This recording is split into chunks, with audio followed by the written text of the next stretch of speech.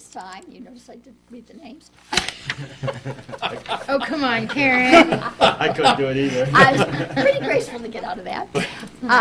So at this time, is there anybody either in the audience or on council that would like to remove any of these items? Okay, in that case, may I have a motion? I make a motion to accept the consent agenda as presented with the extra expenditures of $6,903.53. One second. Archibald, Aye. Price, Aye. Keel, Aye. Lucero, Aye. Butler, Yes. McLaughlin, Aye. Sheik. Aye. We have no presentations at this time, so now I would like to open it up to citizens' participation. So if there's anybody in the audience that would like to step forward and address council, please feel free to do so. That's you. Hi.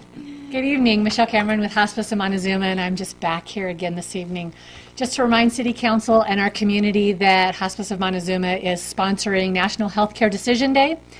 It's approximately a month away from now, and it is on Saturday, April the 23rd, from 8 o'clock in the morning until 12:30.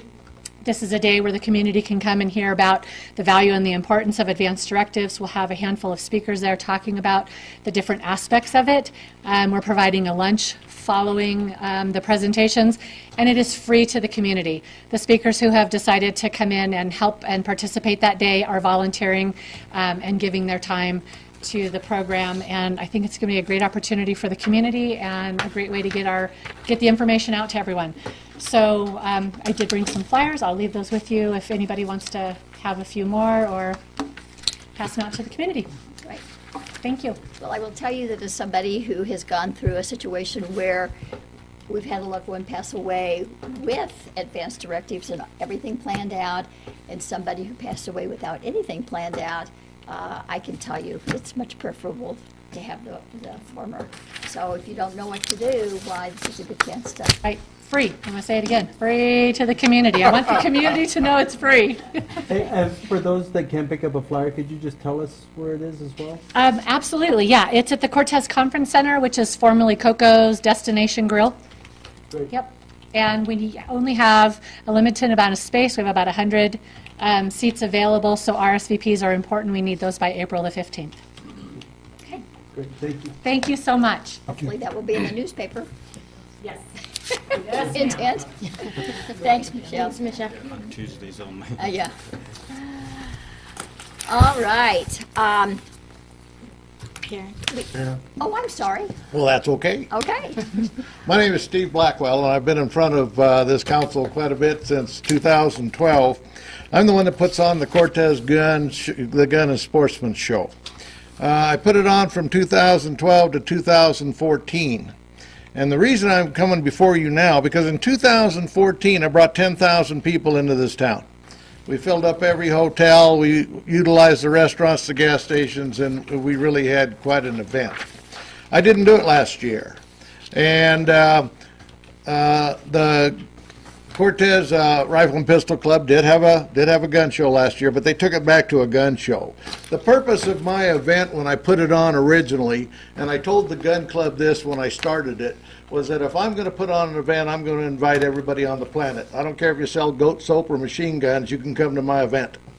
And the reason being is because at that particular time, a lot of stores and a lot of mom and pop operations were hurting. We don't have the money, we don't have the traffic, we don't have the people. And I said, if I'm going to go out and be a freelance, put on an event type person, I said, I'm going to invite everybody. And so we built it up pretty good size, and then when I went back to a little gun show, we had the gun people, but nobody else got to play. So I was approached this year by several businesses and a couple banks, and they said we need another big show. So as you can see by the flyer in front of you, May 13th through the 15th is going to be a show, and guys, it's going to exceed the one in 2014. I've been out on the road bringing in vendors. I've got people coming in from Africa, from New Zealand, from Australia, from Sonora, Mexico. I got vendors coming in, people, things that you've never seen. I signed up the largest furrier in the United States out of Anaconda, Montana, and he bought 27 tables. I'm sponsored now. After everybody started seeing this event, I'm sponsored now by the NRA, by the Mule Deer Foundation, by Cabela's, by Ford Motor Company, by Sportsman's Warehouse, and many, many other big names. So I'm here for several reasons. One, to let you know that, guys, in the middle of May, our town's going to get hit, and it's going to get hit in a good way. We're going to have people coming to town. There are several things, though, that I wanted to ask of you if it was possible. In the past, we were able to deem that particular week as Sportsman's Week for our area, and that worked out real well. A lot of people took a lot of pride in that. If that is possible, I'd really like to see that happen again. Another thing I'd like to see happen is, guys, I've asked probably 3 years in a row to have the city of Cortez do something, play with this event, whatever you think it might be, to enhance Cortez itself. Now, I've had arguments on both sides. I've had the county say, well, we don't want to do a whole bunch because everything's done. Now the city gets all the benefits, and I've had people tell me that the city probably don't want to play because it's held in the county. What this whole event does is it takes the people of Montezuma County and it gives them an opportunity to enhance their business, to get known, but it also brings events to our area that we don't have access to. I mean, if you get to the bottom line, our sporting goods store is Walmart, and I've got pro archery shops coming in. I've got Gene Taylor's coming in from Gunnison. They're bringing things to this area, even though it's only for a 3-day time. They're bringing things to this area that our people can really, really have a good time with. Our hotels should fill up. Our restaurants should be used. Our gas stations will be good.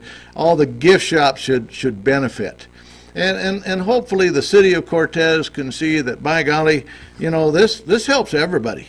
And so basically what I'm asking, I don't even need an answer tonight, but I would really like to see the city of Cortez get behind this in some way.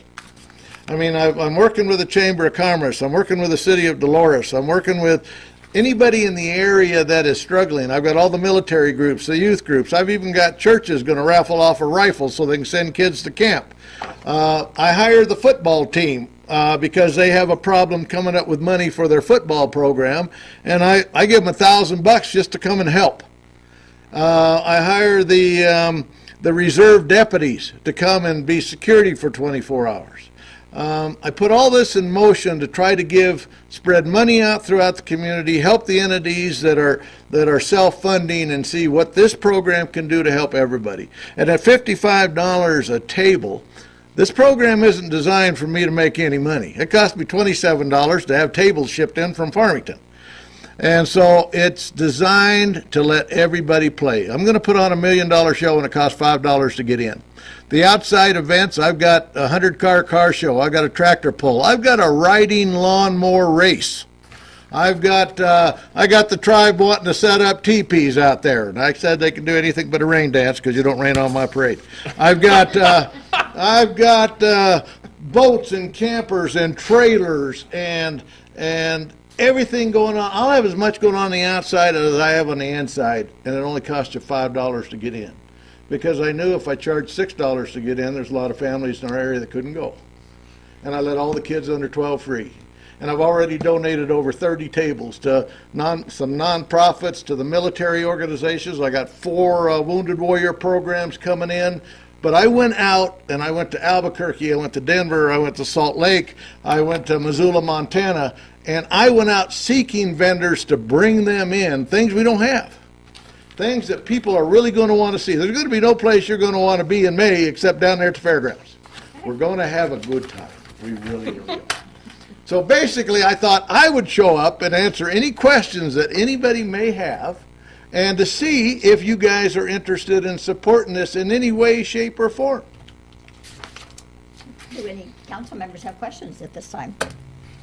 I have one. Sure. You're going to have someone out there say if someone like myself brings a weapon out to get a value on an old gun or a limited issue weapon. You bet. Is there going to be anyone there that can do appraisals? Well, usually when you have enough, now I'm not bringing anybody in specifically to do appraisals, but normally a lot of these old-time gun dealers that have been there forever, that have dealt with guns all their life, can pretty well give you an answer. I do have an FFL dealer on site because no gun can leave. I mean, you can bring your gun in, but no gun can leave sold without having a background check. Because I'm a retired sheriff, and all I need to do is I know what I've got to do to stay within the limits. And so I make sure that everything is upright. But I'm sure we can get you an appraisal. How old is it?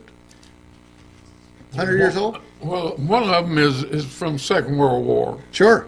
and then another one is a limited edition Colt commemorative pistol.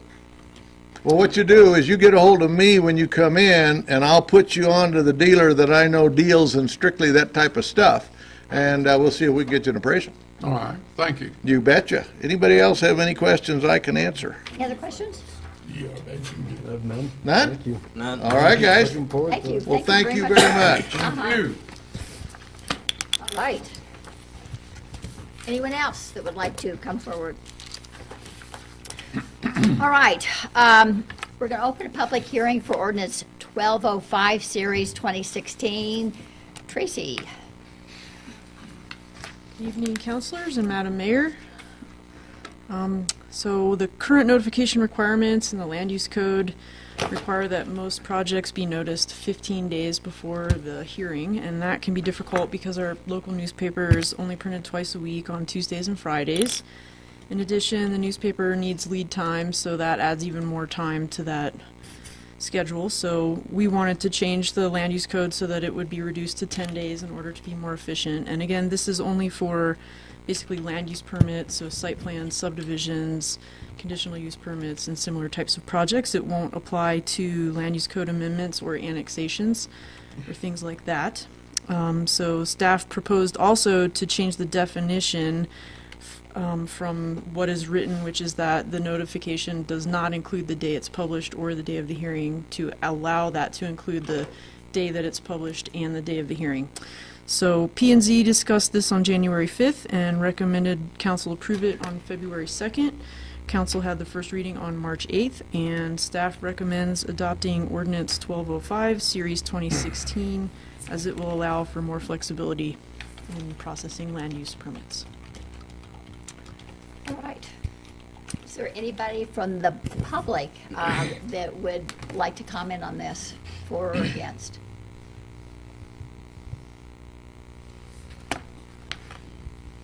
All right, close the public hearing. Does council have any questions? I don't have any. I have none. All right, in that case, may I have the roll?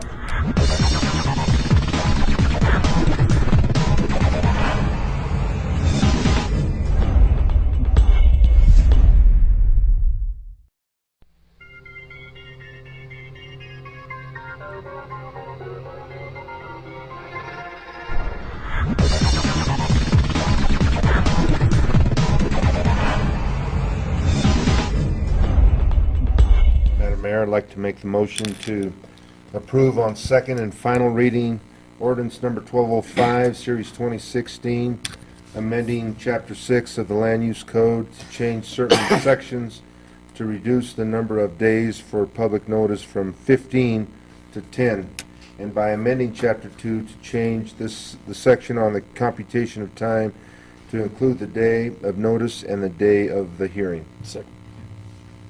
Lucero? Aye. McLaughlin? Aye. Price? Aye. Butler? Yes. Keel? Aye. Archibald? Aye. Sheet? Aye. Okay, Thanks, Tracy. thank you, Tracy. Resolution number 8, Series 2016. Neva? Anita. Hi, good evening. Okay. The Montezuma County Hospital District has submitted a site plan for review for the development of an ambulance bay and a workshop on lots 11 and 12 within the second amended plat of the Montezuma County Hospital District Planned Unit Development. In February, you all saw and approved the plat amendment to consolidate these lots. The project is also going through an easement vacation process to remove a 40-foot easement on the southern portion of lots 11 and 12. It's anticipated the easement vacation will go to the Planning and Zoning Commission in May, and then to council either at the end of May or the first part of June. The hospital board intends to construct an emergency management system ambulance bay and a physical operations facility in support of the hospital's mission. The property is on the corner of Cottonwood Street and Dr. E.E. Johnson Drive. The proposed building will be a one-story, 10,200 square foot building with two functions, a 5,400 square foot ambulance bay and a 4,800 square foot operations facility. The proposed building meets setback and lot coverage requirements.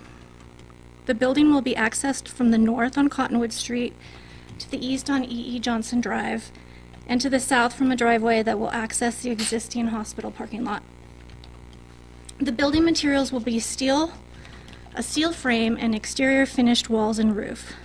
Based on comments from the February P&Z meeting, the applicants have proposed to enhance the exterior with a stucco wainscoting on the north and south facade. P&Z reviewed the application for the proposed site plan at their meeting on March 1st. The commission voted to recommend it to approve the proposal with the conditions listed in the P&Z Resolution Number 5, 2016. There was discussion among the commission regarding the aesthetics of the metal building, and as such, the applicants have proposed the enhancements. The Montezuma County Hospital PUD was approved in 2004 with the intent to create a campus dedicated for doctors' office buildings and other medical and healthcare facilities. The ambulance garage and service facility directly support the hospital healthcare functions as well as supporting the maintenance of the hospital facility itself. The proposed use appears to be in keeping with the intent of the PUD. The PUD requirements in Land Use Code Section 3.16D require site plan reviews to follow the requirements found in Land Use Code Section 6.14, and those are listed in your packet. Land Use Code Section 6.14D has specific procedure for review of site plans. The submitted plans have been reviewed according to components in the code, and it has been determined that the above requirements that are applicable to the subject property have been or can be met. In addition to the requirements for a site plan review, staff has analyzed the parking requirements of the Land Use Code. The facility falls under education, institutional, and civic uses. The parking calculations are broken out by functional usable floor area, which has been calculated at 36,060 square feet, with one space per 400 square feet, requiring 9 parking spaces. There's one ADA parking space on site and a loading berth to the west of the building. Off-site parking, detailed in Land Use Code Section 5.02, allows for off-site parking in contiguous lots under the same ownership. The hospital district has proposed to use the existing hospital parking lot for their parking spaces. The district has provided calculations in a site plan of the existing parking at the hospital that documents the contiguous hospital site and that it has more than the required parking for both the hospital and the ambulance facility. The hospital is has submitted a site plan for an expansion, and so these parking calculations will have to be reanalyzed to ensure that there's enough parking for the new expansion and the ambulance facility as well. A parking easement will be recorded to ensure that the required number of spaces shall remain throughout the life of the principal use. The parking was reviewed for compliance with the landscaping requirements. The applicant is proposing to landscape 55% of the site with plants recommended in the City of Cortez plant list. The landscaping plan represents over 2,500 square feet. The City Park and Recreation staff have reviewed and approved the landscaping plan. Oh, you know what? I forgot to hand out some handouts.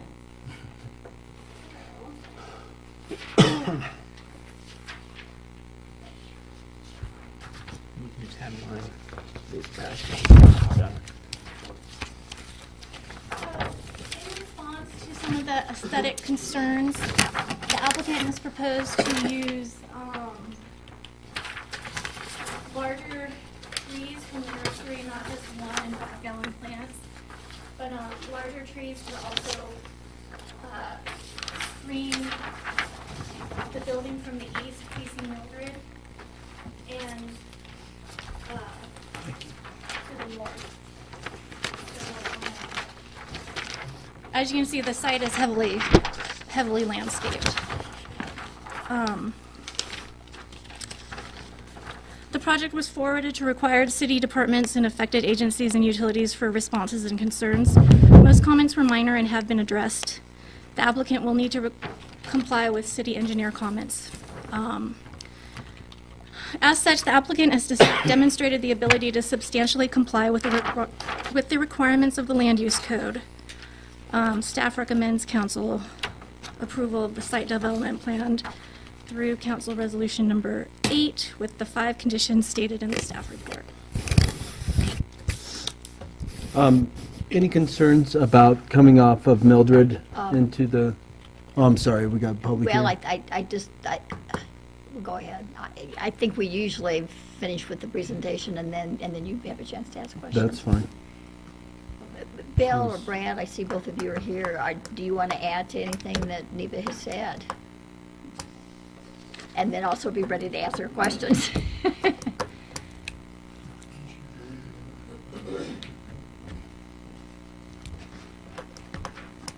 Hi, I'm George Matoka. I'm the architect. Maybe I could just walk you through the rendering of the elevation of the building and the site plan a little bit. This is the south elevation that faces the hospital and the emergency room where the ambulance go back and forth quite a bit. So this is the 4 bays for the EMS section with a meeting room on the corner here. And this is the plant operations side. And there are 4 garages on this side that face Johnson Drive. The north side of the building has less fenestration because all the public spaces are on the south side because people go back and forth from the hospital to this building. We have a metal standing seam roof. We have a metal standing seam skin system on it. This is a painted stripe in here. These are day lighting back into the shop area so that natural light can come back into the building. A couple of offices here, and the meeting room is on the corner here. So there's a couple entrance doors from this side of the building into that plant operations. This is the stucco band on the south side and the north side of the building. I had to take some of the landscaping out so you could see it. How far up does that go? Oh, I'm sorry. Goes up 3 feet, Okay. so it's right underneath the windows, Okay. because otherwise you get into a lot more detailing, trying to notch around the windows. On the landscape plan, the ambulance will come in here and back in so they can leave quickly. There's an emergency exit out the back with a gravel drive to the street to the north, which will be probably infrequently used, but they needed to get the 5th vehicle out of the garage just in case the other 4 were occupied. There's a little patio area in the back here for the EMS people. The handicap spot is right here. Entrance to the meeting room is on the corner here. Sidewalks almost all the way around the entire building for emergency exit and egress. All handicap accessible. There are 4 bays on this end for the maintenance shop to bring in landscape material, motors, repairs of equipment for some of the service trucks. We put very large trees, 30, 40-foot high trees on the north side for screen. We've got another canopy behind it of evergreen and material that would be there all year round. That pretty much covers it. The helipad is right to the north of this, if you're familiar at all with the site. And the site is slightly down from the hospital site, so it's kind of hidden down a little bit in topography. Okay, is there anything else that you all want to add? Yeah, I got some questions. As soon as we, after we finish this. Change that partners on. My name's Bill Thompson, and I'm on the MCHD board. What George talked about, the band of stucco at the bottom, I think it provides very little as far as decoration on that building. And it costs about $20,000. I think we could use the $20,000 that would, for something that would more directly impact patients. And I don't really see what that's going to do for the building. I know that there's some people that want something on the side of a metal building, but I think the way it was originally designed without that meets the current code. I guess I just ask that you give thought to allowing us not to put this stucco on there. Because if we get a bunch of snow up against this, we're going to have problems with that stucco. And if, somebody walks by and hits it with something, you got a hole in your stucco. It doesn't really provide any function to that building. As long as it's not required to have the stucco. Thank you.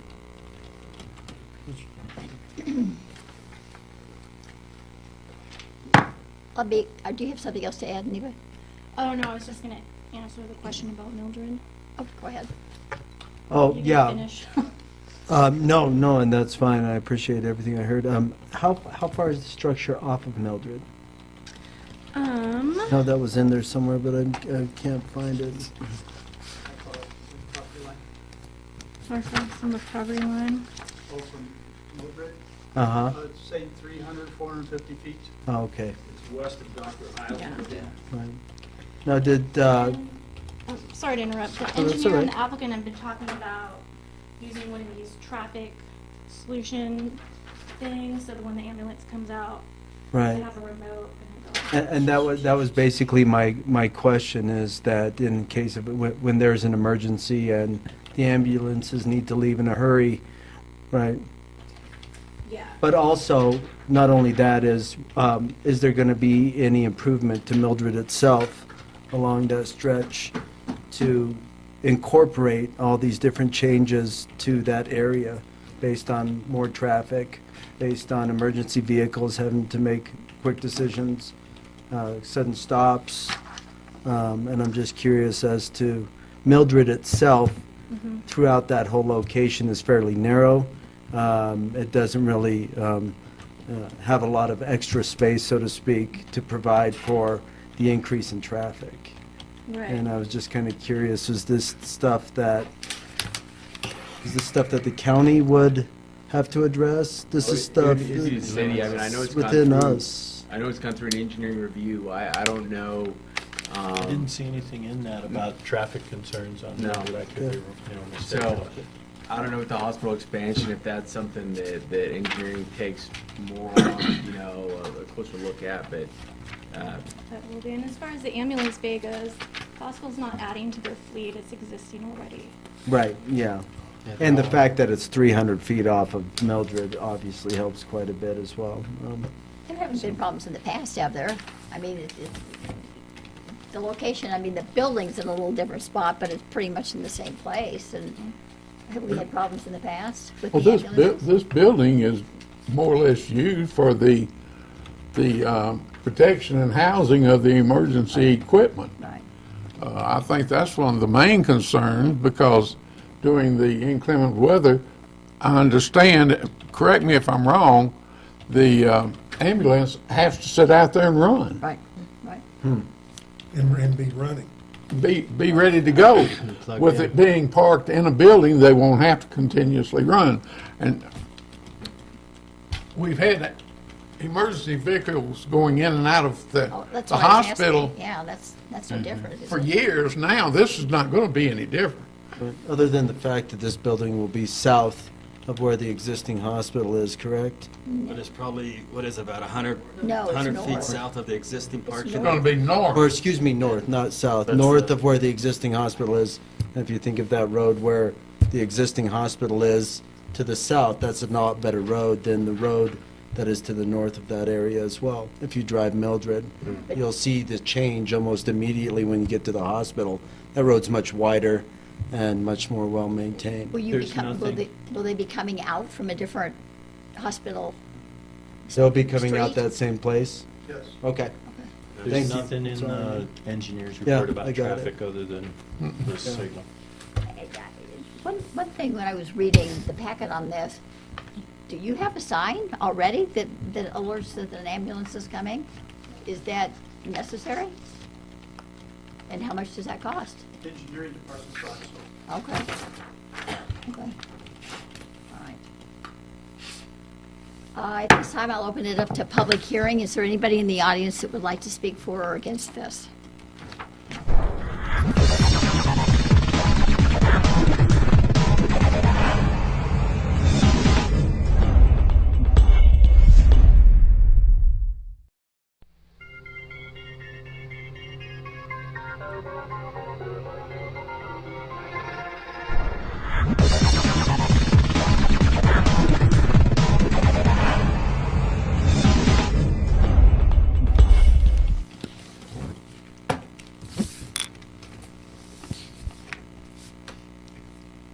I'm Gayla Pock. I'm a Montezuma County Hospital District board member, and I would just like to say that during the process of getting the information out about the 0.4% sales tax and afterward also, we did a lot of public contact, and one of the messages that we consistently got was spend our money on health care, not on frills. And I understand that you would like to see a skirt, a stucco or stone border around the bottom of this building, but really that will not provide any added benefit to the building, but it will be money that cannot be spent on health care. This building is not going to be very visible to anybody anyway. To the south is the helipad. It's well off Mildred, and most of the view from Mildred is going to be blocked by the new inpatient wing anyway. About the only people that are going to get very close to this building are the people going down E.E. Johnson Boulevard and Cottonwood, and those are mostly employees of the hospital or the nursing home. And with all of the landscaping around it, you're not even going to be able to see that skirt. So I would encourage you to approve this without the skirt on the building. It's just an added expense that could, money could be spent for health care instead. But will it be spent for health care? I mean, isn't this money that was set aside as part of the construction project? When you asked us to approve the tax, you asked us to it's to build this building as well as the addition on the hospital. That's correct. So it'll be spent on a facility one way or the other. Well, yes, but the more you spend on the physical building, the less you have to spend on the medical equipment. And this tax was for furniture, fixtures, medical equipment, as well as the buildings. So any money that we don't spend on the buildings can be used for something more directly associated with the health care. And that is what our constituents have said they want us to do, is spend as much as we can on health care itself. Well, excuse me, starting about 4 years ago, we had the Heart and Soul process come into to Cortez, where we received a $100,000 grant from the Orton Foundation to find out what was most desired in a small town community, 10,000 or less. Okay. There were numerous block parties, community meetings all around town for about 2 years. And the number one value that came out of all those meetings was beautify the city. Now, if you put up a metal building, that's, in my opinion, not beautifying the city. Our recreation center is a show place for people out of town to come here and see that, and our park systems are beautiful. South Broadway median that we just finished is more eye-appealing to the community. And we're in the process of beautifying Main Street. There's plans by the city to do that. And I just don't see anything you can make more appealing to a metal building, which I'm against to begin with, I think needs to be done. Well, I'm not sure what this Orton Foundation's survey was all about, but I believe it was probably just in the city of Cortez. And of course, we're interested, our constituency is the entire Montezuma County. So perhaps there's a difference there, but the message we got was spend the money on health care, not on buildings. And the fact is that this building is not where the public is going to see it. It's back behind the hospital, behind the helipad. I'm not sure that a skirt, you'd even know it was there. You're right, it's nice to have a pretty city, no doubt about that. But we also need to be conservative with our expenditures. And you say it's going to be behind the hospital? Yes. It will be to the northwest of the hospital. It will be north of the helipad, or northwest of the helipad, I guess. It's actually going to be on the corner of Cottonwood and Johnson, yes. Yes. Yes. I know the location. I've been out there and looked at it. Okay. It's not a place where the general public is going to be going very often. There's a lot of parking out back there, but that's for employees. Was the plan for this always to have a metal building?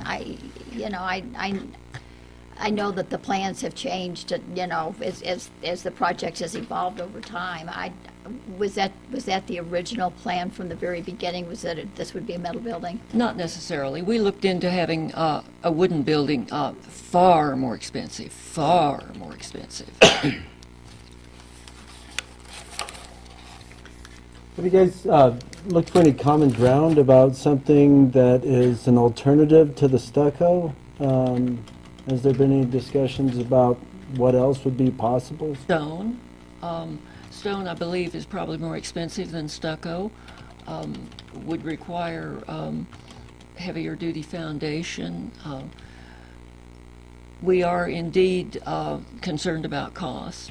So any place where we can not spend money, we're interested. And if I can interject, I would say I was at the planning and zoning meeting, and there was quite a discussion on the aesthetics. I think it's coming from a couple places. One is we're looking at the New County Courthouse, and that was done under the Montezuma County PUD. And under that PUD, we have pretty strict design guidelines as far as the materials. And if you guys saw that, the architects talked about, kind of inspired from Southwest and Mesa Verde, and we really put in pretty clear criteria there. We also have with our new land use code, we're going to have the requirement that any facade, anything facing the street will need to, you can't just put up a metal building. So I think those two things were kind of on the backdrop of P&Z's conversation. They kind of, I guess, got this conversation really going. As P&Z said, geez, we're doing a lot through Heart and Soul and other efforts, and geez, we're going to have this metal building. I think in light also of these requirements are already being applied to the county, they're going to apply to Osprey, and these are PUDs that were done almost at the exact same time. Just the hospital PUD is not really that well written, and it's the document that we have. So I had met with a couple representatives from the hospital. They wanted to meet with me afterwards, and we talked about, well, what could we do here? And in the light that really, I think everybody wants us to go to, you don't want to waste money, you want to spend it efficiently. And we talked about, are there treatments? Could you do something other than just a metal building? And they talked about doing a stucco or a rock, and this is where they ended up. And then the other big concession was we really talked about getting away from the 5-gallon buckets. I said, we've got contractors or landscapers in the area that will sell really big trees. I think the more you can do to screen this building from the public, the better, and I think they've clearly done that. But I would just say with respect to this lady, that there are quite a few, this area could still develop. Right now we could say there's not a lot there, but I think the hospital expansion, I think the expansion of the ambulance bay, what we see today isn't necessarily what we're going to see there in 10 years. And so as we have other, hospital adjacent businesses that kind of develop around there, we could see a lot more traffic from the public. We could see a lot more. Yes. So anyway, that's just kind of how we ended up here with this conversation, is that was kind of the iteration. There are indeed other lots just on the other side of Cottonwood that are for sale, part of the PUD, for sale to other medical businesses. We're not having a lot of interest in those, but yes, they could be sold at any time, one or several. So yes, there could be development. But with a lot of landscaping, the building would still be well screened, even though it might be directly across the street from a medical building. I had one question, and it was just the architect. Sir, when you talked about the trees, and excuse me if I'm wrong, and I'm the city attorney, I just wanted to get council's. The east side of the building over here, that would be closest to Mildred, is that going to have 30-foot, 20-foot trees as well, or is There that? are 50 to 20-foot trees here, and lower shrubbery as well. And that'll come up to the top of the building? The building is approximately 22 feet tall, so it'll be pretty close. But there won't be any stucco along the east side, will it? No, there was none on the east, none on the west. Over here, I have 4 large overhead doors. There's very little wall space.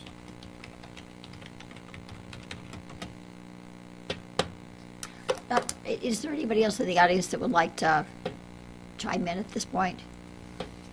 For or against?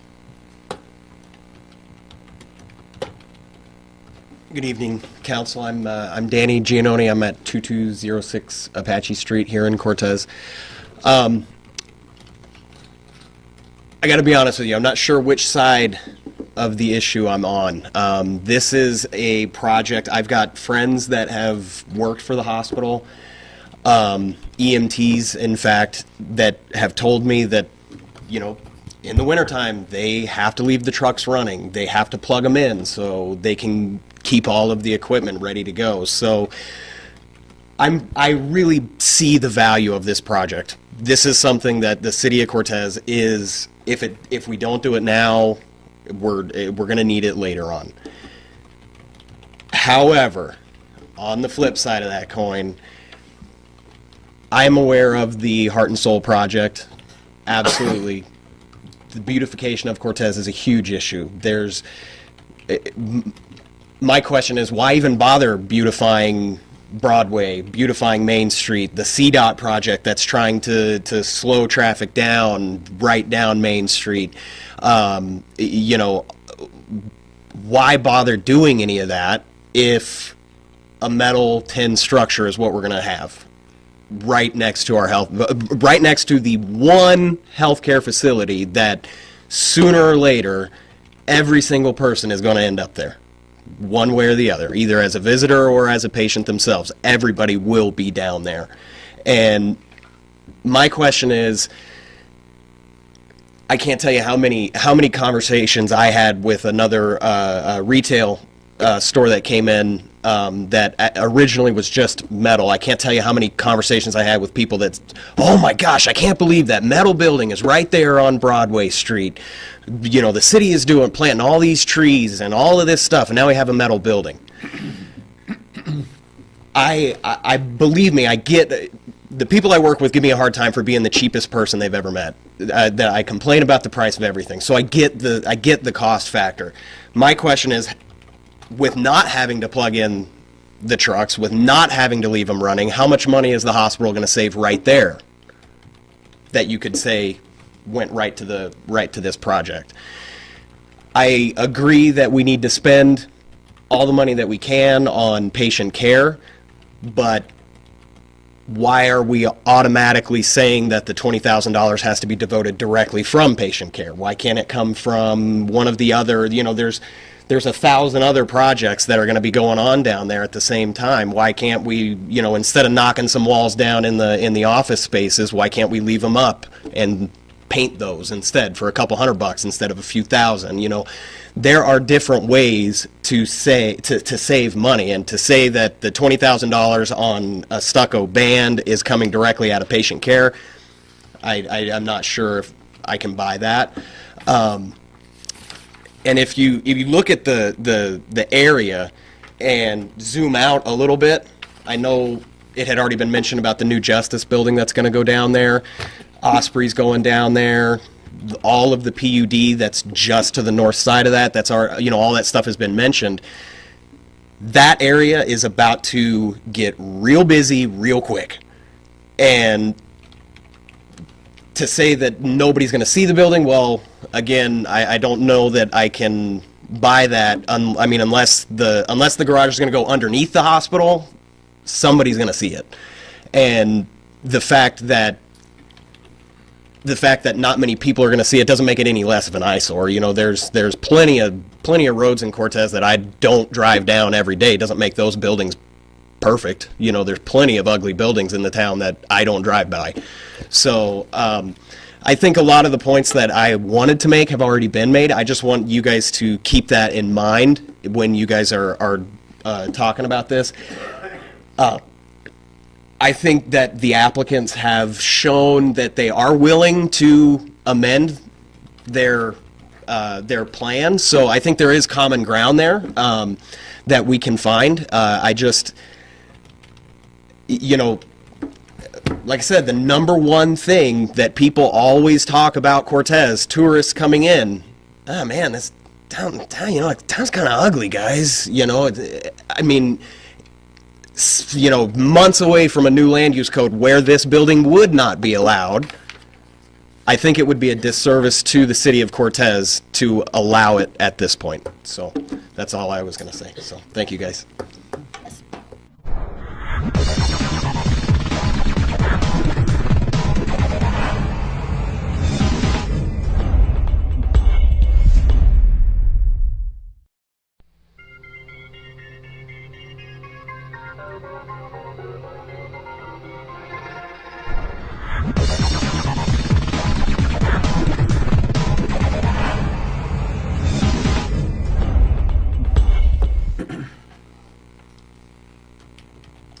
Good evening. I'm Ralph Wegner. I'm the owner's representative for the Montezuma County Hospital District for this project and for the other construction projects that are going to be going on that campus. I'd like to point out to you that the Cortez planning staff has said that this building meets the Cortez code without these enhancements, without the stucco, without larger trees, without a lot of landscaping. You may have plans for a new code down the road, but right now what we're designing, what we're proposing to build does meet the Cortez code. So just like you to take that into consideration. Thank you. Is there anyone else that would like to speak for or against?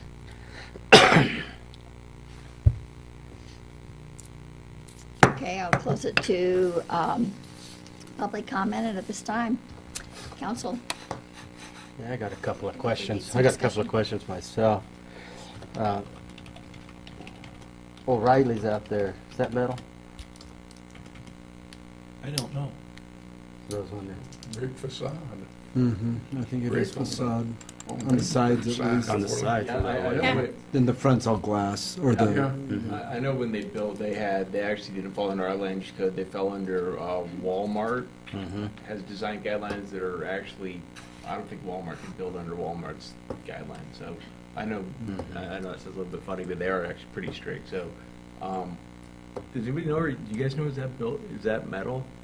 it's, I I can't think, remember, but Mr. Butler's right, it's brick facade, I'm pretty sure. Right, yeah.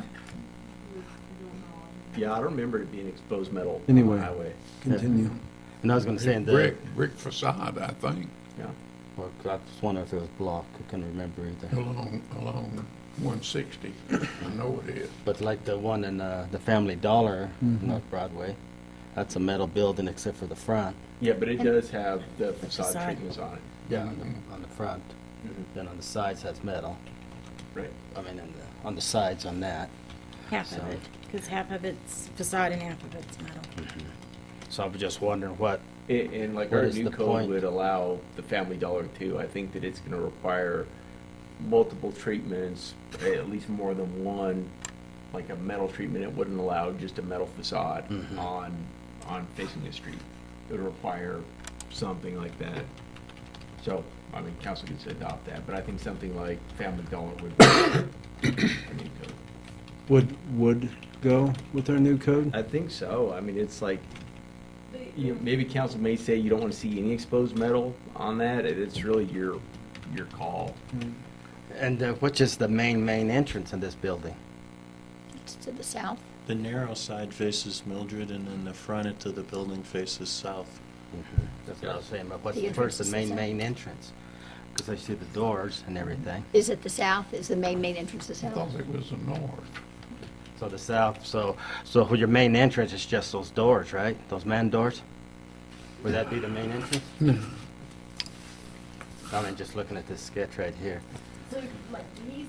Show the. So that's the garage doors, bay doors. And then this is the meeting room, and then these would be the entrance. That's, I was just seeing where the main entrance is. Because there's the main man door, right? There's multiple man doors. There's one to the meeting room, one to the EMS office through the garage, and one to the plant operations, and one from their shop. Well, the picture at the top, Those are different. those are different from this building. Is that, this is what we're talking about here, though? Yes. Yeah, okay. Yeah, 'cause I was That's just- the man door to the meeting room, EMS office, plant operation office, and the plant shop, maintenance shop. Some of these are exits. The only two entrances that'll be signed will be this one and this one. This one will have a sign on it as well. What are you using for plant operations now? Is that? Those are the buildings on the west side, the sheds and shantytown. So will those be torn down? Those will be torn down. Yes. One thing I mentioned early on is what kind of common ground has actually been explored. Mr. Giannone alluded to that as well. And so I guess I'd just like to know, after Mr. Giannone stated that there was common ground possible, I guess I never feel like I got answered on the common ground that was I possible. think at least my discussion with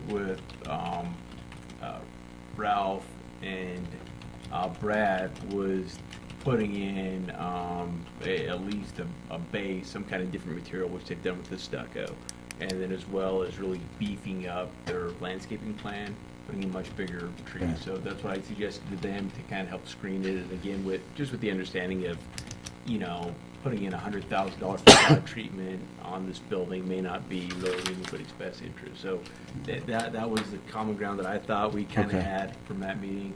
And also, let's give him credit for, putting this building south-facing to try to get some of that passive solar. I thought that was a good idea as well. Right, so it's gonna be behind the new addition, right? So Yeah. the new addition's gonna be there, this will be, so the new addition that we're gonna see from Mildred is this, correct?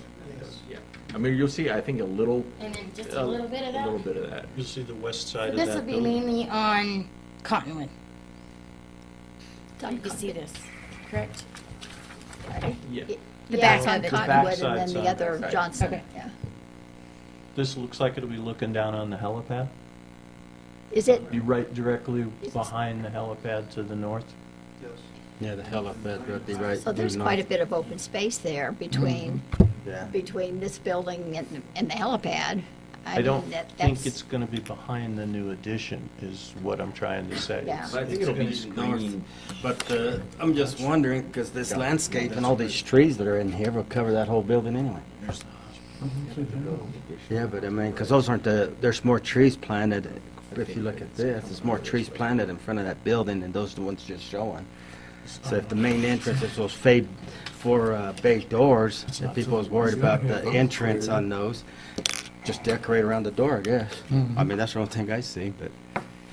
You know, my only concern about this, and trust me, I understand your concerns about $20,000. You know, it's 20,000 here and 20,000 there, and yeah, it's Dirksen used to say, a few million here, a few million there, pretty soon it adds up. So I understand that. But you're looking at a building here, what's the life expectancy of this facility? And keep in mind, I am not at all opposed to this. In fact, my understanding was that this was an integral part of the reason why we voted on this bond. So I don't have a problem with the fact that you need to build this building. I understand that. But what's the life expectancy of this building? 50 years of ugly is a long time. And over time, metal buildings do not wear very well. I mean, a metal building is not attractive to begin with, and as it ages, it becomes less so. And granted, I applaud you guys' willingness to put in some more mature trees and plantings, because landscaping, I think, really, really goes a long way. But I think if there's something that we can do to enhance this, to make it, to give it some curb appeal, I think curb appeal is really important. I'd be willing to make you a bet that there are a number of things in this new hospital addition that are there to add to the aesthetics of the building. And I think that's a wonderful thing. I don't want to go into a Quonset hut to have surgery. So, yes, $20,000 seems like a lot, but when you divide that out over a period of 50 years, how much is that for a year? I don't know. I just feel that we're really trying to move our community forward as far as enhancing its appearance and making it a place where people. I've talked to individuals that have come through, just as somebody else mentioned, who say, you know what, we live up in Grand Junction. We don't want to live down here because of what we have to travel through to get into town, and there are places in town that are so unattractive. And I can, I go to other communities, and they have done this and they've done that are aesthetically appealing, and it enhances quality of life, and so I think we need to be cognizant of that, and all of us need to be kind of aware of what we can do to make sure that we're doing our part to make our community a more beautiful place in which to live. And I think $20,000 isn't a terribly large price tag for that on this kind of a building. But that's my opinion.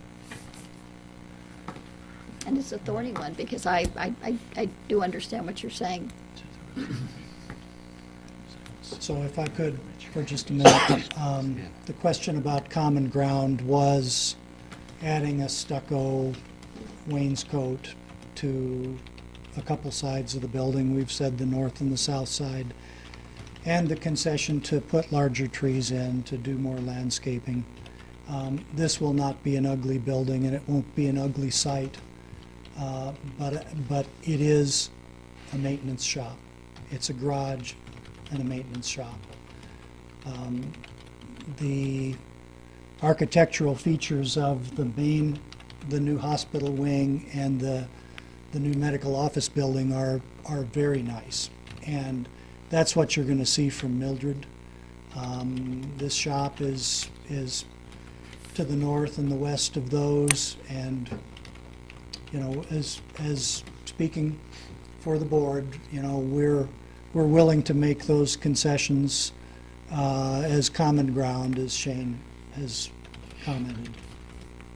So we would encourage you to approve this. Thank you. Thank you. Council, other comments, please? Bob? Well, I think if they're willing to make those concessions, I like the building. If they're willing to put the stucco and the trees, I think it'd look nice.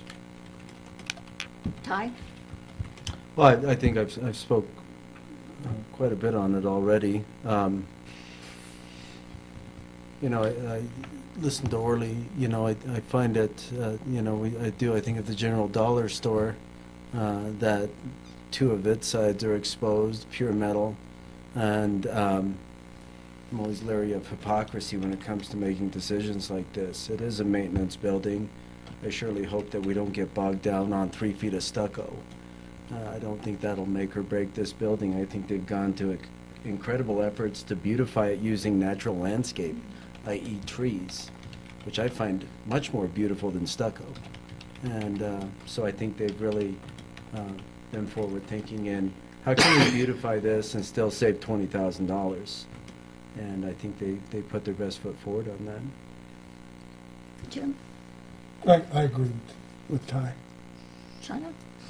I agree. A metal building, you know, I think a little bit of aesthetics and a little bit of facade does not hurt. I really like the landscaping they set out, and I like the coverage of it. So I'm okay with it, with the concessions and the common ground of the stucco. So you're saying with the stucco as it stands now on the north and south and the mature landscaping? Orly? I was gonna say, I don't see no problem with it myself. I agree. But Ty was saying too, I think he was reading both of our minds there. But where I look at it, it's just a maintenance shop and everything. And also like our maintenance shop at the golf course. I mean, I can't remember what's that built out of either, so. It's metal. Mm-hmm. So that's where I'm looking at, and the golf course gets seen a lot too. And then, but the landscaping on this, there's a lot of money in this landscaping myself, but that's where I stand. I mean, I don't see no problem the way it's presented.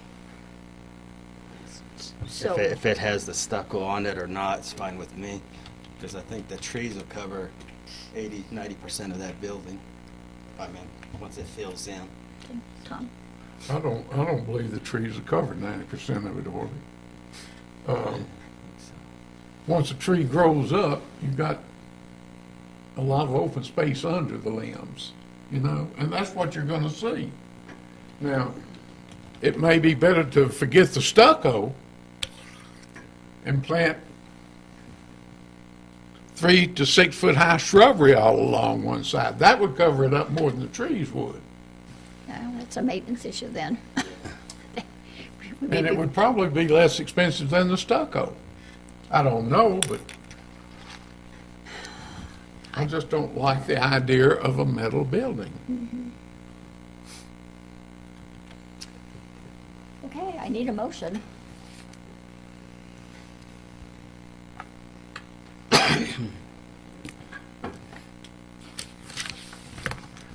I make a motion to approve the resolution number 8, series 2016, approving a site development plan to establish an Avalon Bay for physical operations facility in lot 11 and 12 at the Montezuma County Hospital campus. Second.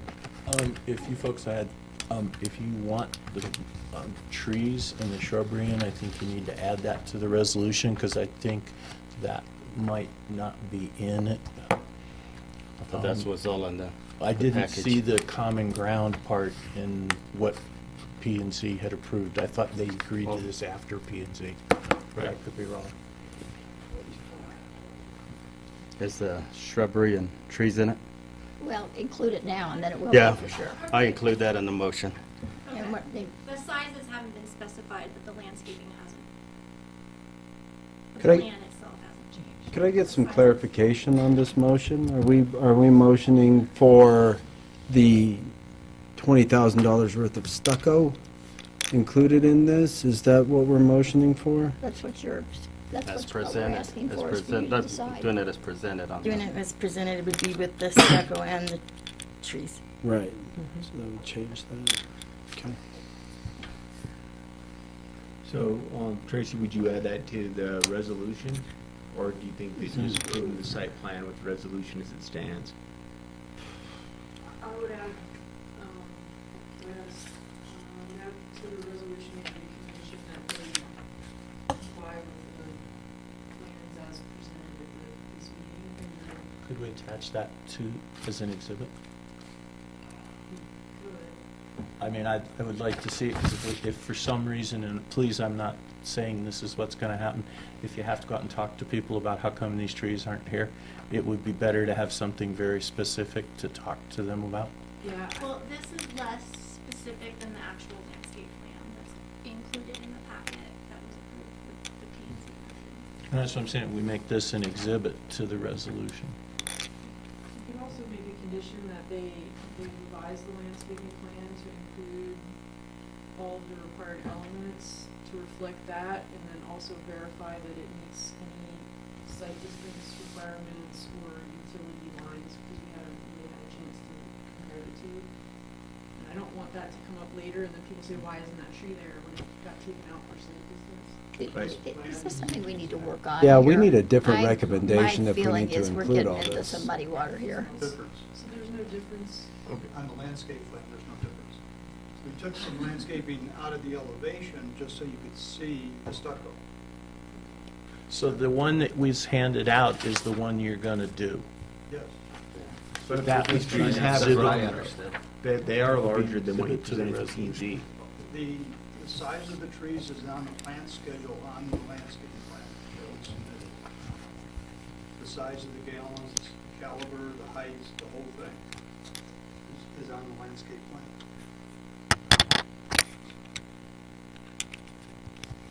Some of the drawings were changed at all, or just No, colored?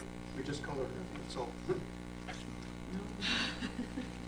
So it'd be presented as, or moved as presented, I think. Go with that. Yeah, that's what I thought it was. Motion is presented. Okay. McLaughlin? Aye. Price? Price? I- Butler? No. Excuse Oh, you're not me, ready? I'm not sure I understand what the motion is here. Is the motion just with the landscaping, or is it with the landscaping and stucco? Presented with the landscaping and Oh, stucco. okay, all righty. Okay. Sorry. All right, no, that's okay, I just, So McLaughlin? Aye. Price? Aye. Butler? No. Archibald? Aye. Keel?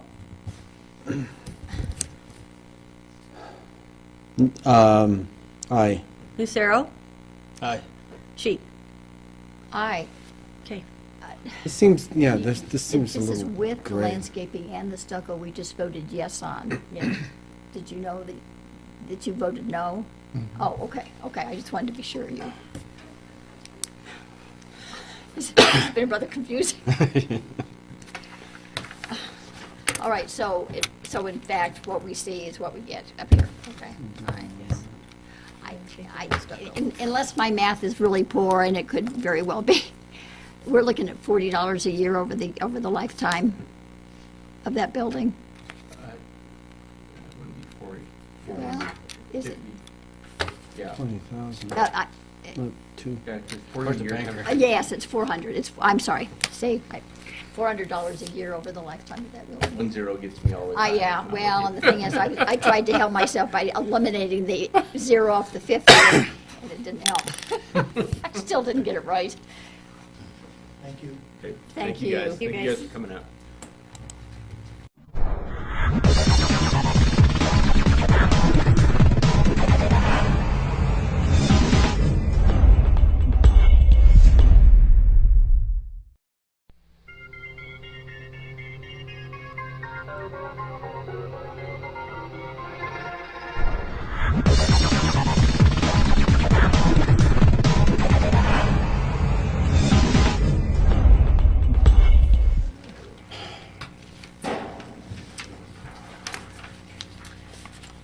All right.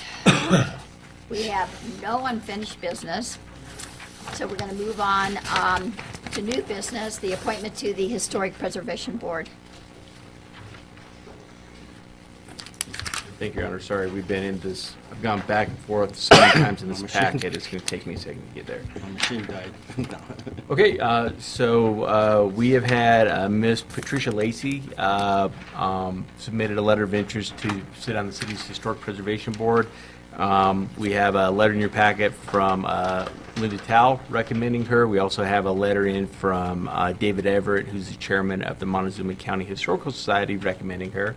I think everybody, at least a lot of people in here, know Ms. Lacey. She's outstanding, and I think she'd make a fine addition to that, so staff is recommending that you appoint her. Yeah, great lady. Yeah, lots of enthusiasm. May I, Make- is there any conversation? May I have a motion? I'll make the motion, Honorable Mayor, to appoint Patricia Lacey to the Historic Preservation Board as the Montezuma County Historical Society rep. Second. Price. Aye. Butler. Yes. Archibald. Aye. McLaughlin. Lucero. Aye. Keel. Aye. Sheep. Aye. Police Department Software Program. Roy, you're up. The Police Department Software Program. You know those guys? Department? Sorry about that. If I go into a coughing attack, it's Shane's fault. He give that crap to everybody in the city. Did you guess everybody? You know what? I think Kiss the Boss Mondays was a great idea. I just launched it on the wrong week.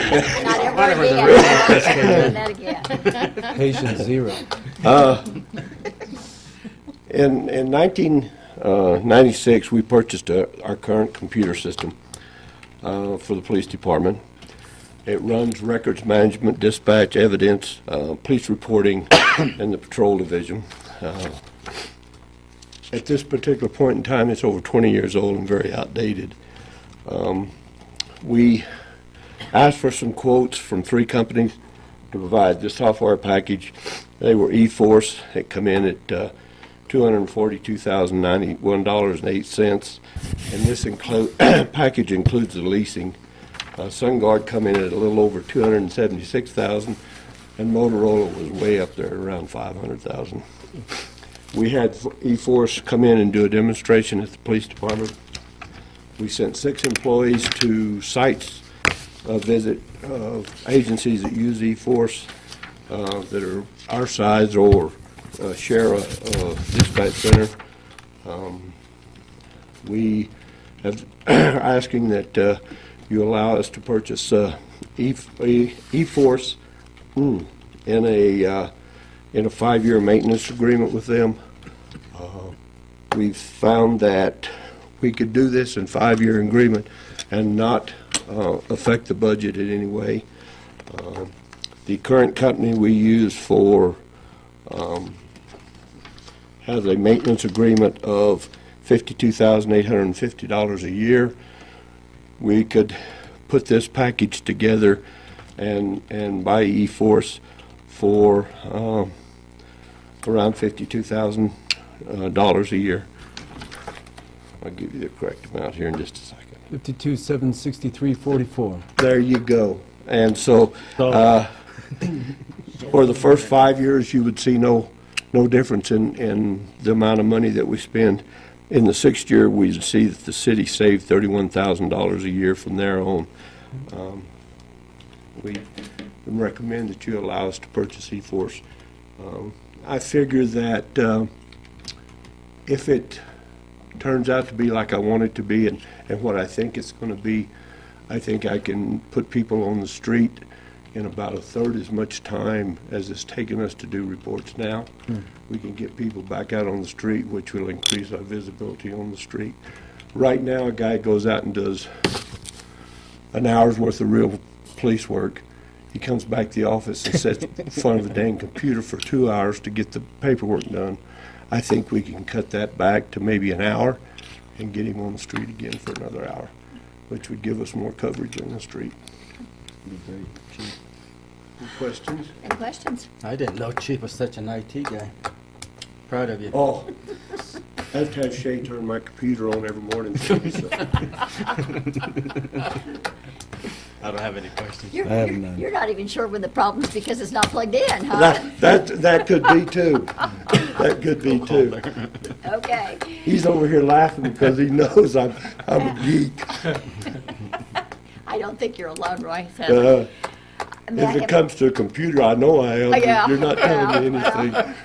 you know, some things, you get to a certain stage in your life where it's like, you know what? I don't really care. Okay.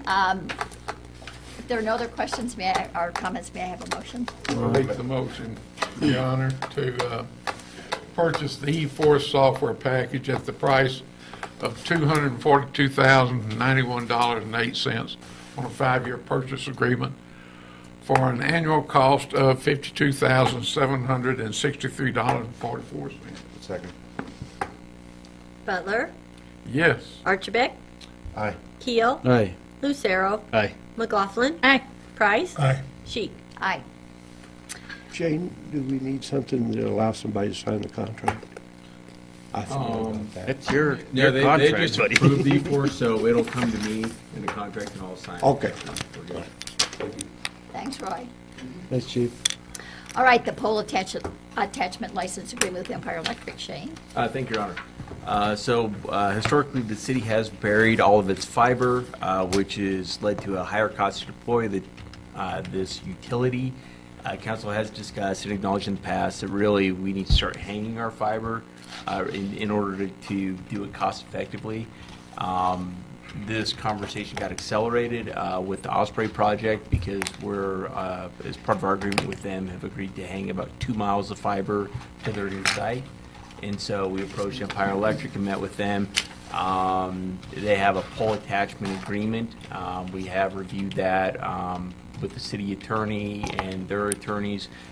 Did request a few changes to their standard agreement, which they were happy to comply with, or I don't know if they're happy, they complied with it. So I don't know what Orly heard around the water cooler, but they also they were, when we first started talking to them, the standard pole attachment agreement was $20, and they were doing a study. We had asked them to kind of the favored nation as far as not pay more than whoever's paying the lowest amount. This all went in kind of conjunction. Staff was studying that at the time and came back that $11.72 per pole is what they should be charging. So they've just offered us that rate, and the provider that's providing 10, I guess, will be renegotiated to 11.72, and so that's our price. As part of the pole attachment, we've already hired an engineering firm that's going to go through. They need to make sure that the poles can, there's enough clearance between all the lines, that there's no load issues, that, you know, it's just safe to attach them to every line. So they have an engineer certify all those. That's underway. And so really for consideration tonight, we're just asking the authorization for the mayor to sign the pole attachment license agreement between Empire and the city, and then allowing me to execute the attached exhibits, because some of these exhibits we don't need to sign right now. We'll need to sign them later in the process. So just authorizing me to sign it when appropriate. And I think there's one additional thing. I think Shane will be able to sign it if we want to hang more cable down the road. This attachment agreement won't have to be renegotiated unless it needs to be for some reason. Right. So each time we add a segment, Shane will be able to sign those exhibits again for the new sections. So correct me if I'm wrong, but the fiber optic is a fairly delicate thing, correct? More so than a power line or a cable line or a phone line. Why would we want to hang it from the air? Rick? Your fiber is different than when you bury it overhead.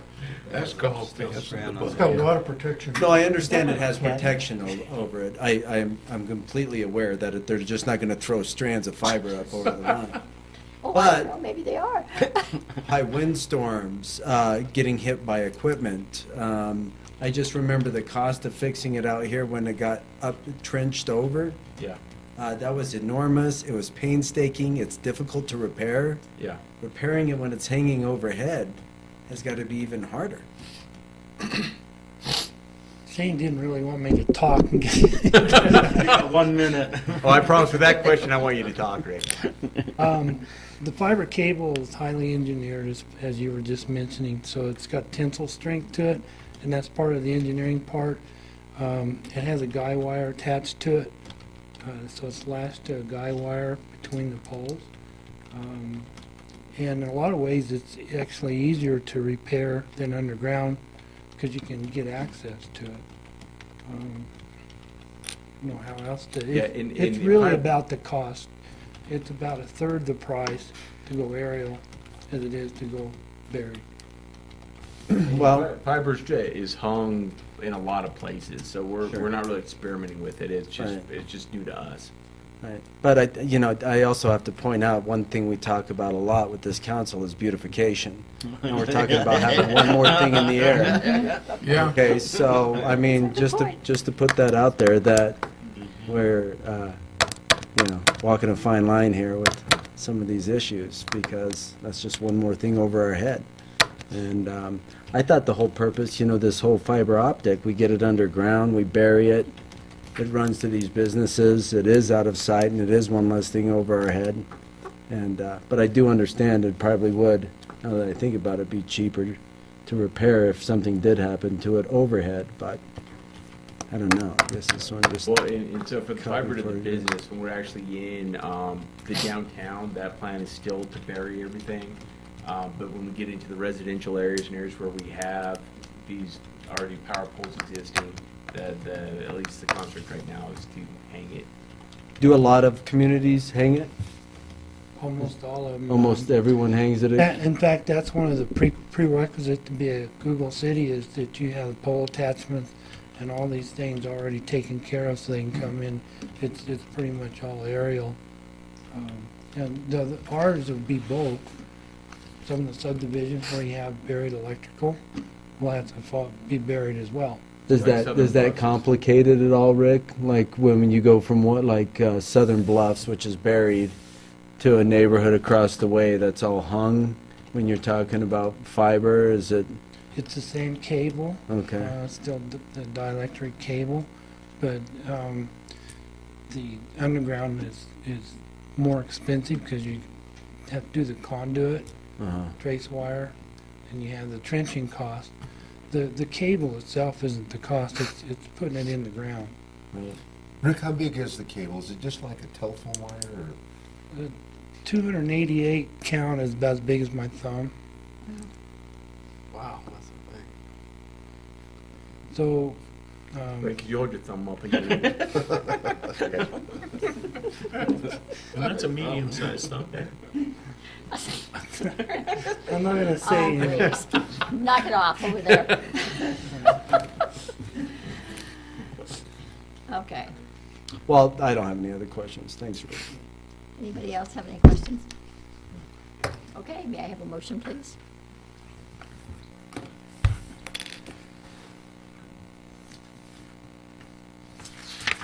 You're very slow on the motioning tonight. I'd make a motion to authorize the mayor to sign the pole attachment license agreement by and between Empire Electric Association, Inc. and the City of Cortez, and authorize the city manager to execute the attached exhibits after receiving the engineering study. Second. McLaughlin. Aye. Archibek. Aye. Price. Aye. Keel. Aye. Lucero. Aye. Butler. Yes. Cheek. Aye. Right. We have no draft resolution ordinances, but we do have another item of business, and that's the master leasing plan. We discussed that during the workshop. We have been asked if we would please have the city write a letter supporting the master leasing plan. We have some discussion as to where we would like to head, what kind of direction we'd like to give Shane. Issue of the master leasing plan. I like your presentation, and I think we ought to do a letter. In fact, I think the county's going to drag your feet, and we need to step up. Well, I think the area between here and Mesa Verde is a beautiful area, and for them to have wells all through that area, and us possibly having a bike path through there, I think we're dodging the wells. I don't think it's going to look very good. I support the master leasing plan. Donna? Well, being on the tourism board, and I understand how important for our tourism our view around the area is, and how detrimental I think it would be to have oil rigs to take up that view, I am definitely in support of a master leasing plan. Well, Tom, do you have a comment? What they said. Okay, what they said. Ty, you want to? Go ahead. Go ahead, Ty. Oh, yeah, I guess I'm just kind of wondering from a formal standpoint what that needs to look like. Do we need to just give the mayor consent to write a letter of support? Well, Do we- what I suggest, if council sounds like the consensus is to write one, staff will draft a letter. It'll be on the next agenda. That's what I was thinking. Yeah, We and need to so go that it's way, just- not it'll- just. it'll be for your you know, I'd consideration in rather- a couple weeks. Okay, I'd rather have to do it in that fashion, but absolutely, I think a letter of support is in need. I agree too. It's real hard to pull back on stuff once it's already at your doorstep. Much easier to stop it. So that's the direction. Do we have to make a motion or? No, I got it. Okay. We'll have it on the agenda in a Okay. couple weeks. We'll take care of it. All right. Don't give the farm away. Is there a citizen in the audience still awake that would like to Still come and awake. talk to us during the citizen participation? That's a pretty high People bar. awake in the Yeah. audience. Look at them.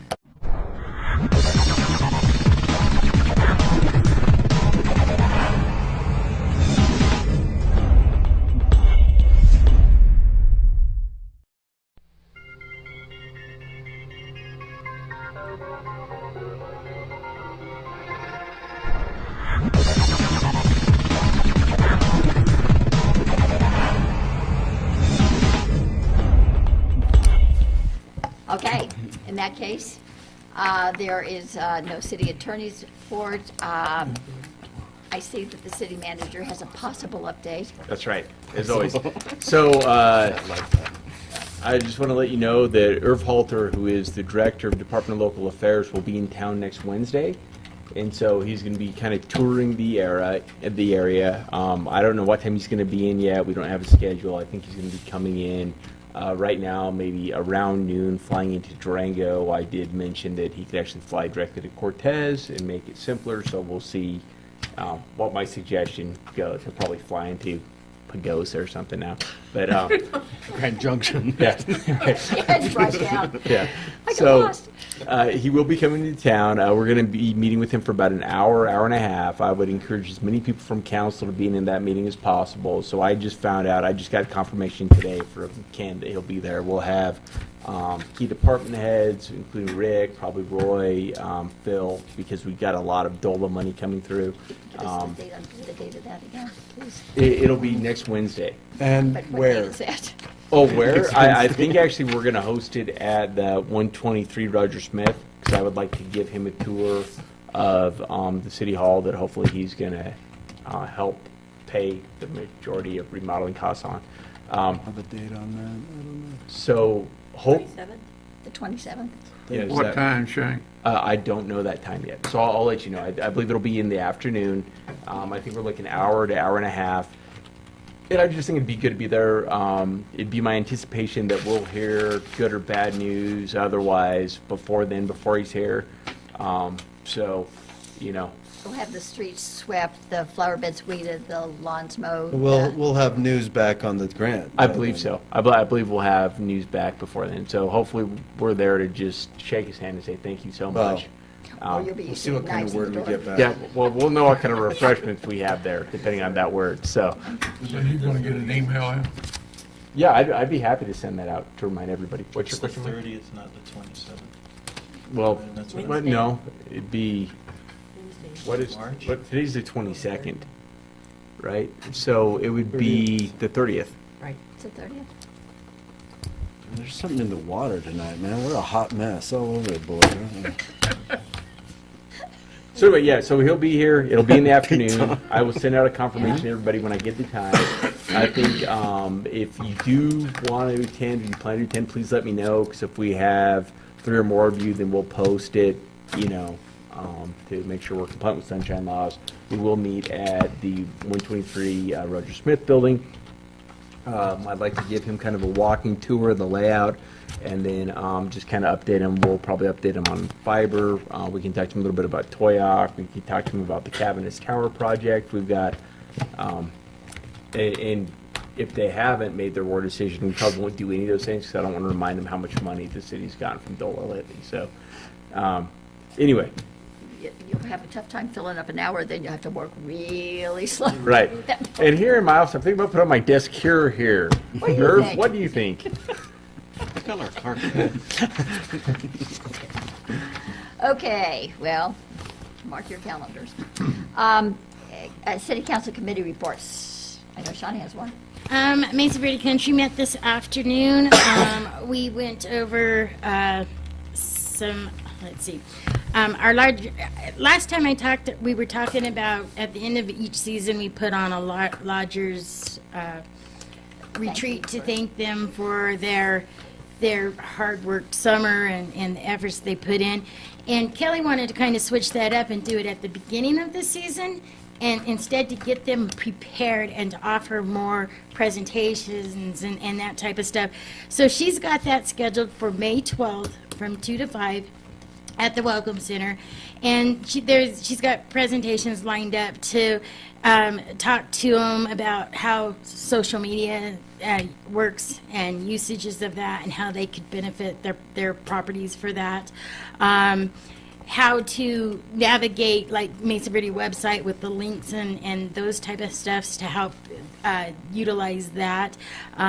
Certain things like when they go to these retreats and those type of things, how they can best utilize those retreats and what they can come out of that type of stuff, and those type of presentations just to get those lodgers ready for their summer. I think it's going to be really well received, and according to the lodgers that we have on that, I think they're looking forward to it actually.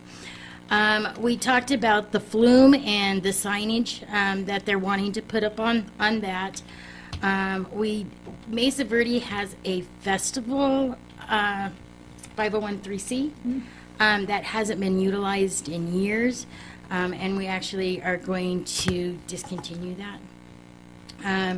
The vacation guide, we got our first look at the vacation guide. It is really nice. I really thought it was really nice this year.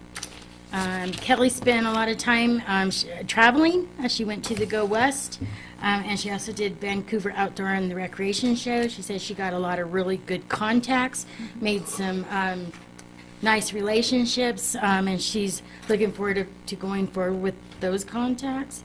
The series premiere for Mesa Verde National Park is going to be showing at the Sunflower Theater on March 23rd at 7 p.m. and it is free. Doors open at 6:30. That is one of the Centennial programs that they're presenting. And what else? There's free admission at Mesa Verde National Park on April 16th and April 24th, part of the Centennial stuff. And that's about it. Did I miss anything, Garen? I think not. Okay. Good job. Anybody else? Yep. Yes? Park and Recreation. Okay. Park and Recreation Board met on the 18th, and some of the items discussed was the trail runs at the Gear Natural area. There's 2 planned, and any of the money generated from the runs will be put back into trail development down there. Now we have 2 swim teams in addition to the high school swim team at the rec center. And they have finally made schedules to accommodate all 3 of them. It was very difficult for that to be done. The Arbor Day celebration will be on the 28th. And as of the 18th of this month, we don't know if Dolores School will participate or not. They did not last year. But last year there was in a transition at the lower school. They had a lot of other things going on, just couldn't fill in. the master plan was discussed, and 2 community meetings are set for April the 6th, one at 5:30 and one at 7, for the people to come in, and they'll have options on what they would like to see done on the master plan that will be presented to them. There's a number of items on the master plan. And the Orton Foundation contacted me this week and wanted information on our skate park and the artist program we have in our skate park where they spray paint. I was in Chicago in September, and doing an interview there, I happened to mention the skate park and what we were doing to possibly cut down on tagging in the city of Cortez. They got real interested in this, evidently, and it's supposed to be on the internet sometime this week about Cortez and what we're doing, because we did send some photographs to the Orton Foundation of the skate park. And I contacted the police department, and I want to give kudos to Chief Lane and his staff down there. Very seldom do you get hold of a government entity and ask for information and get the information back on the same day. But hey, I called them, and that afternoon I got the information. And it's really amazing. After checking with the police department, it was learned that from March the 17th of 2010 to March the 17th of 2013, there were 126 major tagging incidents. That's on the side of buildings and walls. That's not just running up and hitting a sign with a spray can. I wasn't involved. You weren't involved? I wasn't a clicker. Describe a guy like you. Tom, that's over a full year, or? No, that was over a 3-year period. Okay. That was from 2010 to 2013. And then from 2013 to March of this year, after the painting projects at the skate park started, there have been 31 incidents. Wow. That's a reduction of 75%. Very, very successful program. I want to thank you, Chief, for taking care of that, because I called Orton the same day you give me the information, and they're going to include that in their video. Did you take into account that Orly retired? He retired from the tagging? I retired the family. I retired the family. 65% drop. There's 75%. Okay. I'll bring them back. That's my report. Thank you, Tom. We did have a library board meeting, and they're still trying to see if we can't recruit a student to serve on that board. It's awfully difficult to get high school students. They've had several that they thought were kind of interested, but when push came to shove, they never bothered to show up to the meetings. So there is a possibility that they might try at the middle school and talk with the librarian down there and see who she might recommend. Eric is still wanting to, he'd like to have somebody, a student on the board, because he wants to get some things going for teen readers at the library. They're planning on doing some weeding in order to be able to maybe have some space for that. Probably the primary focus of last week's meeting was simply that they have a Friends of the Library group that basically is Eric and Sally Jo. And Sally Jo's got more on her plate than she can deal with. She said, I run the book sale, the used book sale, and with all of my other responsibilities and things I'm supposed to do when I'm working, she just doesn't have time to do more stuff. So we're going to see if the library board might possibly be able to lend a hand on that. So we'll see how that turns out. Board members were certainly receptive to doing what we could to help, and maybe even doing some kind of a fundraiser. The documentary Cartel Land was well attended. It was really interesting. The next one that's going to be on, I think it's called The Champions, It's about Vicks fighting dogs, and a couple of those animals that were rescued and rehabilitated. So it'll be, what is it, the second Monday of the month? I think it's when it is at the Sunflower. So,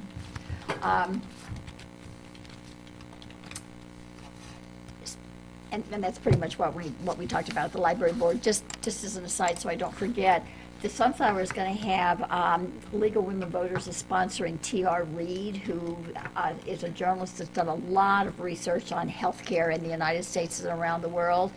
He's done some documentaries for PBS, one called Sick in America.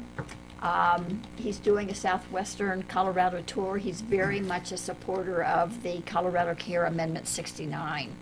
So he'll be here. They'll be showing the documentary starting at 6. There'll be a intermission of refreshments. Seasonings is providing some cookies. So if you need a cookie fix. And then Reid will be there to talk about the amendment and answer some questions. If you have the time, it might be worth coming to see it, because one of the things that Ellen Roberts and Don Corum were telling Shane and I when we went out to see him at the fairgrounds on Saturday, the increase in payroll taxes, the increase to the taxpayer is going to be significant. Now, whether that will be off balance by the fact that you don't have to buy insurance anymore, I don't know, but it may be something that you'll want to come and ask questions about and hear about, because it's going to be on the ballot this fall, and you don't want to vote the wrong way, whatever that is. The workshop we talked about, we had a presentation by the architectural firm on the City Hall, the HVAC system. They've chosen a really efficient new system that will provide 25% of the points we need to get our LEEDs rating. It's going to have a 10-year payback, roughly a 25-year lifetime. The electrical and plumbing adjustments to the new City Hall will be fairly minimal. And then we did get to see some of the things that they are, as far as the interior design, particularly in the chamber quarters layout. The timeline is to hopefully start construction in June and finish by January, assuming that we don't have a terrible winter. I'd say hopefully by September, but really we'll get it February. Yeah. So anyway, it was really interesting. It's nice to see that project is moving along, and it's pretty exciting. MB McAfee and two other individuals came to visit with us about the BLM master leasing plan, to talk to us about what the